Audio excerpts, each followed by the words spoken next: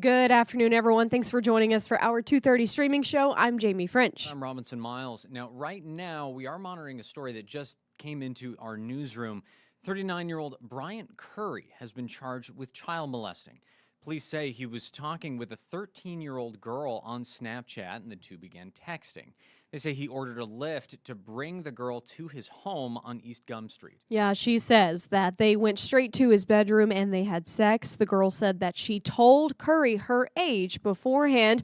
Police say Curry admitted that those accusations are true. Now, this is something that, like we said, just came into our newsroom and came across the jail. We'll have more tonight on 14 News. Now, switching over to Warwick County, there was a crash involving a semi which shut down the westbound lanes of I-64 for several hours.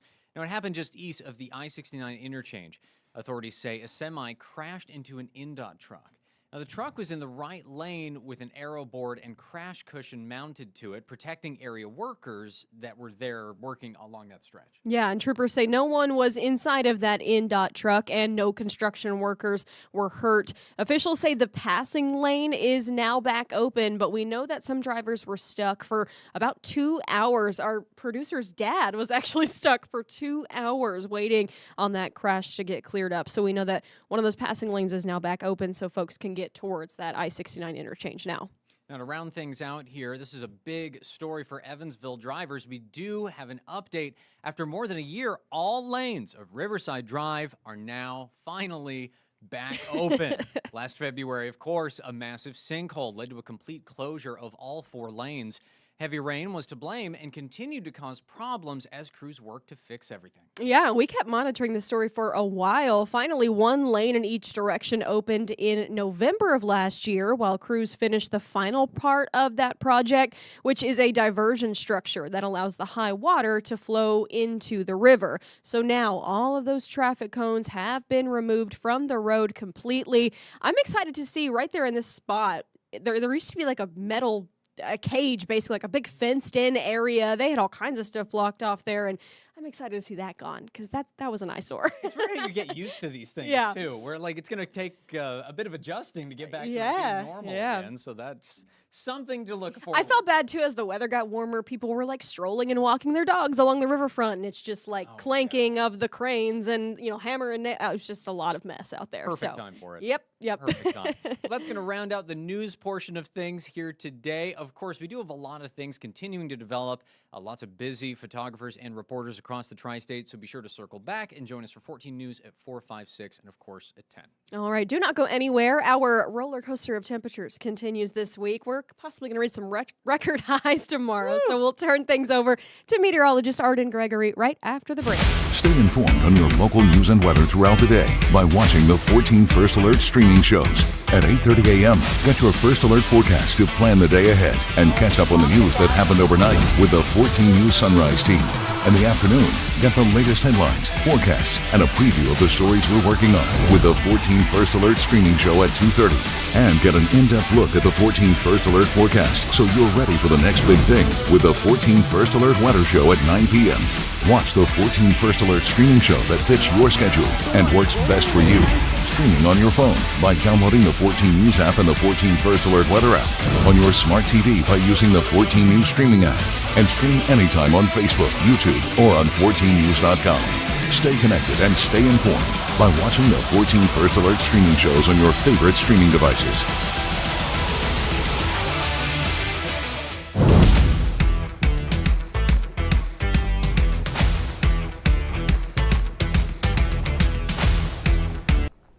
Good afternoon. I'm 14 First Alert meteorologist Arden Gregory, and this is a live look at the Twin Bridges, looking over into Henderson there. Sorry, my mic cord is hung on something. There we go. Okay. So this is a live look over into Henderson. There are some thin clouds overhead, gives the sky kind of a hazy, milky look out there, but plenty of sunshine still breaking through. It's going to stay partly sunny and just really beautiful through the rest of the day today. It gets even warmer tomorrow, though. We're talking about record-setting highs again tomorrow afternoon. Then as we get into Friday, a cold front moves in, and that comes with some big changes. Rain is likely on Friday, and it's also going to be 30 degrees colder on Friday, a huge drop from that very warm weather we're going to have on Thursday. So let's kind of walk through what this is going to look like, including our chance of any thunderstorms. Right now, we do have some thin clouds out there, but mostly sunny. You'll notice there are more clouds, thicker clouds off to the west, still in Illinois, though. We are expecting more of those to move in as we go through this afternoon and evening. So by the end of the day, it may cloud up a little more, but still just a gorgeous day out there. Some of the models are hinting at a very isolated chance of rain later this evening into the overnight hours, but I really think we're probably going to stay dry. Thursday morning, there is a very isolated chance we could see a stray shower or even a thunderstorm, but really looks like most of the action Thursday morning is going to be to our northeast. So especially places like Pike, DuBois, Perry counties, you could maybe see a slightly better chance of rain than the rest of us, but most of us are going to stay dry. Those rain chances Thursday morning are very isolated and also very early. If we do see any rain on Thursday, it'll probably be before 8 a.m. Then most of the day is actually going to be mainly sunny, breezy with winds coming in from the southwest, and with that flow of southerly air, also very warm. As I mentioned before, we are expecting record-setting highs on Thursday, climbing into those mid-80s. Now, overnight Thursday night, a cold front's going to pass through the tri-state. Look very carefully at these wind arrows here. You see that warm air coming in from the southwest, and then we've got this sharp changeover to cold air coming in from the north. Right there where that change happens, that's your cold front. So the cold front's going to move through overnight Thursday night. By Friday morning, cooler, drier, more stable air will already be filtering into the tri-state. Then lagging behind that cold front will be this kind of broad line of showers and thunderstorms that start to come down from the north. So early Friday morning, probably about 5 a.m. or so, that rain starts to move into the northern end of the tri-state. And then it just spreads south as we go through Friday morning. So a good chance of scattered showers, maybe even a few rumbles of thunder Friday. That chance of rain sticks with us up through about midday on Friday. So sometime Friday morning up through the lunch hour, most of us will probably get at least some rain, maybe even a pocket of heavy rain or a rumble of thunder. Then that rain tapers off to the south-southeast as we go through Friday afternoon, and by Friday evening, we should all be dry. As for our thunderstorm chances, they're fairly slim. For overnight tonight into Thursday morning, again, most of the action's going to be to our northeast, so maybe just a general run-of-the-mill thunderstorm in the northeast corner, but most of us will see a stray shower at best. As we look into Thursday then, you will notice some changes have been made to this map. If you were watching yesterday, you know that this level 1 risk was pulled all the way down into western Kentucky. And we had talked then about how I really felt like we were over outlooked, that the Storm Prediction Center was being maybe overly cautious with their drawing of that map to try and include anyone and everyone that had any kind of inkling of a chance of seeing some thunderstorms in that severe weather risk. And it seems that they may be kind of getting more on board with that idea now, as earlier this afternoon they updated their map and they lifted that level 1 risk to the far northern edge of the tri-state. So with that, they've also then upgraded areas to our north. So they seem to really be zeroing in on where there could be a risk of severe weather, and that is focused in northern Illinois and northern Indiana there, where you've got this bright orange color showing up there. That's where the thunderstorms are really going to develop Thursday afternoon and evening. That's where they have the best shot at severe storms.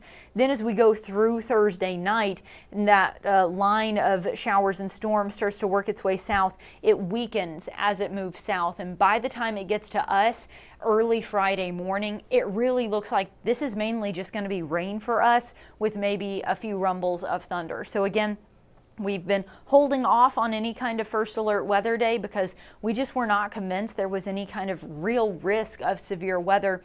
And again, we're sticking to our guns on this one, that it still seems any chance of severe weather is going to be north of the tri-state. And for us, this is going to be rain, maybe a few rumbles of thunder, and really the main impact is going to be this dramatic drop in our temperatures as we go from Thursday to Friday. So with that, let's talk temperatures because it feels incredible out there today. We're sitting in the low to mid 70s right now at 72 in Evansville, Newburgh, and Owensboro, but Madisonville all the way up to 76. And I do think we'll tack on a couple more degrees this afternoon. This time of year, we typically don't hit our high temperature till closer to 4 or 5 p.m. We do have winds coming in from the southwest. We talked yesterday about that shifting wind direction, right? We had cold air flowing in from the north, then it shifted around to the east, and now it's made its way all the way around to the south now. So it is a little bit breezy, but that wind is what is pulling that warm air from the south up into the tri-state and pushing our temperatures into the 70s. Overnight tonight, we are still going to have that southerly breeze keeping us on the warmer side. So tonight, partly cloudy, maybe a stray shower or storm late tonight into early Thursday, but again, I think most of us are going to stay dry. It will be very mild tonight with lows only dipping into the low 60s. That's about where our normal highs are this time of year, and instead that's going to be tonight's low. Then tomorrow, after starting the day already in the lower 60s, it's all up from there.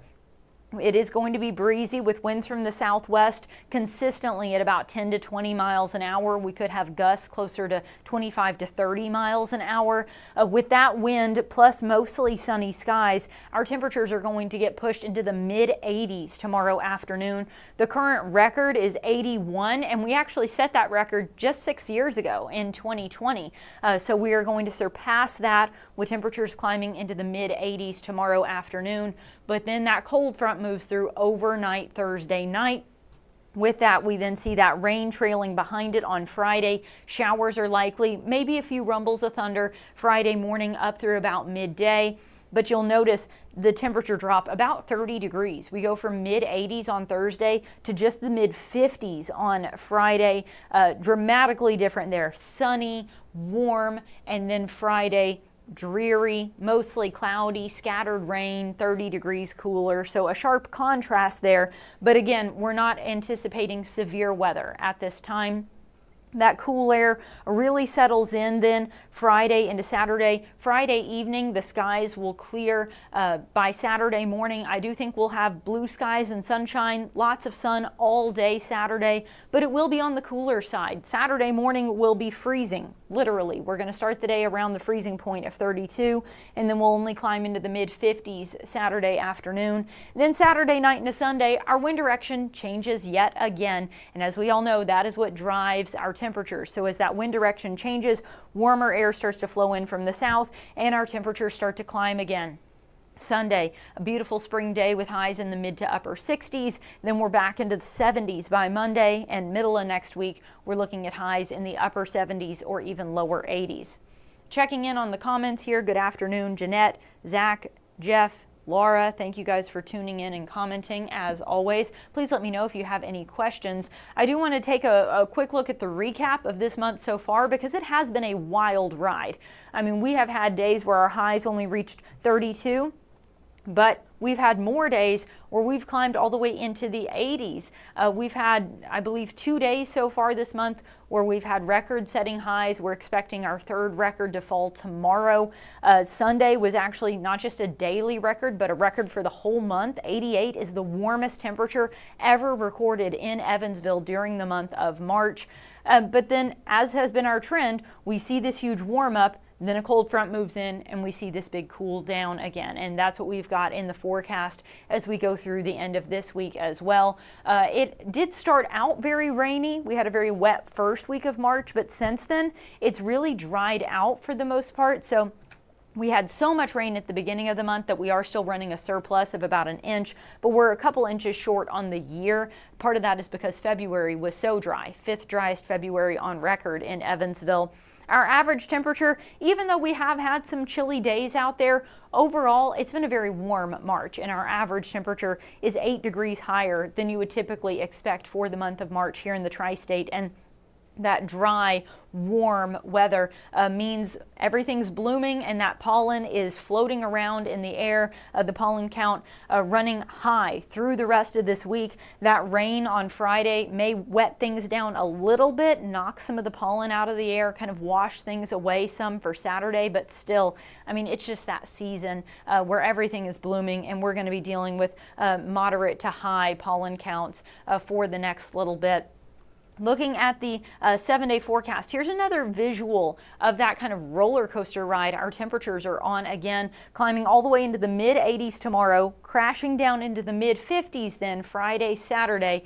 Then we gradually start to warm back up, 60s, 70s, and up near 80 by the middle of next week. For those of you curious about the extended outlook then, because this is Palm Sunday, so as we get into next weekend, that is Easter weekend, and the extended outlook does show a trend favoring above average temperatures as we go through Easter weekend there, but it's also showing a trend toward above average precipitation.